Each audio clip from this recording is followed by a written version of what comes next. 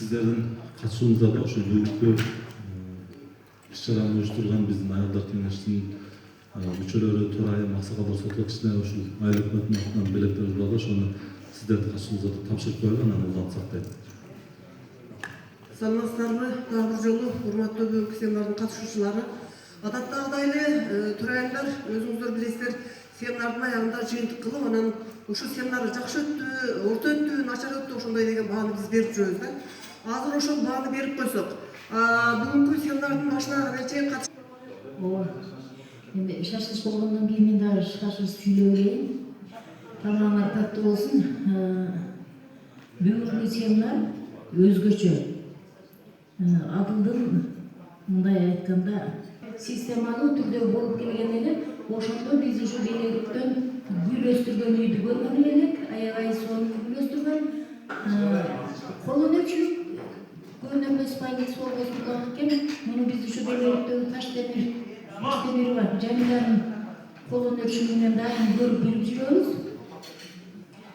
Унутта калып бараткан, мындай айтканда көндүрмөс биздин байлыгыбыз болгон билетни бул жаштарга үйрөтүп согуп келатат. Ар дайым билеми менен бардык фестиваль конкурстарда жеңүүчү болуп ал. Биздин район боюнча Көкбе зонасы, Көкжар зонасынан Отонку деп бөлүп келатпайбызбы? Сөздү көп ар кимге берип эле убакыт албастан Көкжар зонасы жактан дагы аялдардан ким сүйлөйт? Аялдардан бирөөлөр.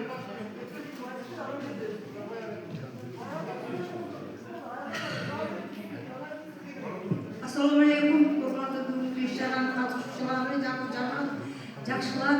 Бүгүн эң сонун күндөрдөн болуп турабыз. Өзүңүздөр күбө болгондой, мына жана эле болуп өткөн иш-чаранын жыйынтыгы жөнүндө факт менен сүйлөгүм келип турат. Себеби өзүңүздөр күбө болдуңуздар, өтө бир маегибиз кызыктуу, талаш тартыш менен өтө бир кандай десем экен, бурный иштешип келе жатабыз. Мына 8-9 жылдан бери алар менен чоң иштештик.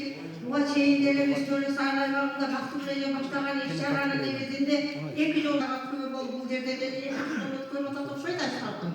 Сиздердин ишиңерди азыр убакытка байланыштуу эң жогорку деңгээлде өтө эң жакшы деп баалагым келет. Ишиңерге ийгиликтер каалайм, ар дайым ушундай жакшы ынтымакчылыкта эл журттун арасында ушундай жакшы чыгаан инсандар бар экен.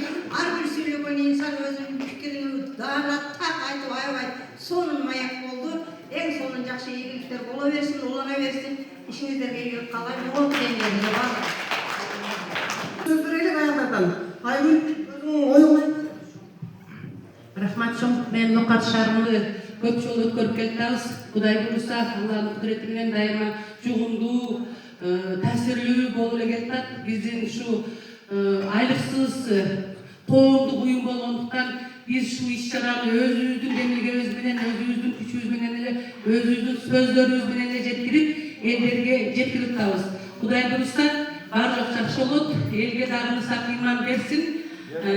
Келечек балдарыбыз, муундарыбыз дагы, жүрүм-турумдары, адеп ахлактары дагы аябай сонун жогорку деңгээлде болсун. Себеби дегенде биздин келечегибиз, биздин келечек балдарыбызда. Ошон үчүн үмүтүбүз чоң, үмүтүбүздү үзбөшүбүз керек. Кыргызстаныбыз өнүгүп өссүн. Баарыңыздарга чоң рахмат. Жакшы, ошондой эле Адыл мырза кайсы жерде иштебесин, дайыма майын чыгарган. Эми бул жерде мындай да бир эле Айсалкындын жалгыз эле өзүнүн колунан эч нерсе келбейт, билесиңер. Бул жерде иштеген кызматкерлер, ошондой эле Айсалкындын жанындагы мүчөлөрү, Диният эжекебиз, мына форма кийип турган эжекелерибиздин бүгүнкү күнү абдан чоң эмгеги бар. Ушулардын аракети менен бүгүнкү күндү семинар аябай жакшы өттү. Мен дагы жогорку аялдарга кошулуп семинарды эң жогорку баада, эң жогорку татыктуу семинар өттү деп баалап кетейин. Адыл сага чоң рахмат. Сен жетекчилиги менен ушундай иштер болуп атат. Сен эми биз Төлөстө айыл өкмөт болуп турганыңарда да бир нече жолу семинар өткөнбүз. Ошондо дагы абдан жакшы жардам берип, жогорку деңгээлде өткөрүп бергенсиң да. Ишиңе ийгилик берсин, өзүңө чек эмес. Сен жашсың, Кудай кааласа мындан да чоң жерлерде курултайдын эл аты менен бүгүн чогулуш бар экен. Экинчи маселе кыздар мындай. Мына жылдын аягы, жылдын жыйынтыгы болуп, бардык жерде жыйынтык чыгарылып, мыкты жетекчи, мыкты ишкер, мыкты мектеп, мыкты бакча деген сонун бир сыйлыктар берилип атат да. Ошондуктан менин бир сунушум бар, биздин аялдардын ичинен мыкты жетекчиге, мыкты ишкерге татыктуу биздин кызыбыз бар, Тууганаева Гүлнара деген. Gülnar эжекебиз элдин тарамын талашып абдан чоң иштер жасап атат. Кече жакын эле светибиз 2-3 күн өчкөндө биз өтө кыйналып кеттик. Бакчалар жабылды, 1-2 күнгө мектептер жабылды. Ошондо дагы бул киши элдин талабын талашып коркпостон болобу? Кыздар, мына силерге салып коеюн, оюңарды айтып койгула. Башка жактардан эле биз талкагандарды сунуштай берет. Ошондо чындап эле иштеп аткан айым Гүлнар эже мен колдойм, жакшы.